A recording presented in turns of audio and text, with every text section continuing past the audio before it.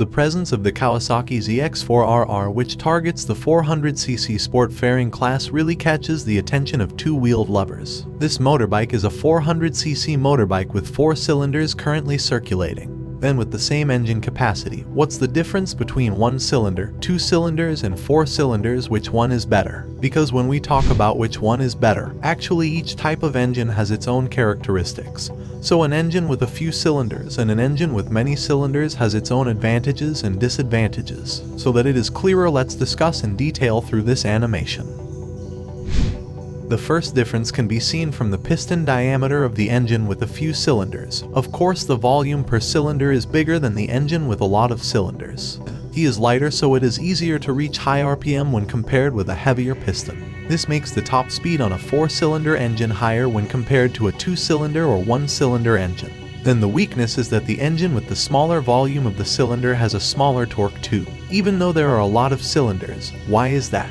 This is because the cylinder with a smaller volume has a shorter piston height or stroke, while the length of the piston stroke is affected by the length of all. Simply, the greater the volume of the cylinder, the longer the distance between these arms, while the length of this arm turns out to greatly affect the torque generated. The torque formula itself is force multiplied by the moment, so with a short arm it makes the torque produced smaller even though it has 4 cylinders. Then what is the effect of this torque? So if the engine has a small torque, then the motorbike will have a little trouble if it is used for going uphill.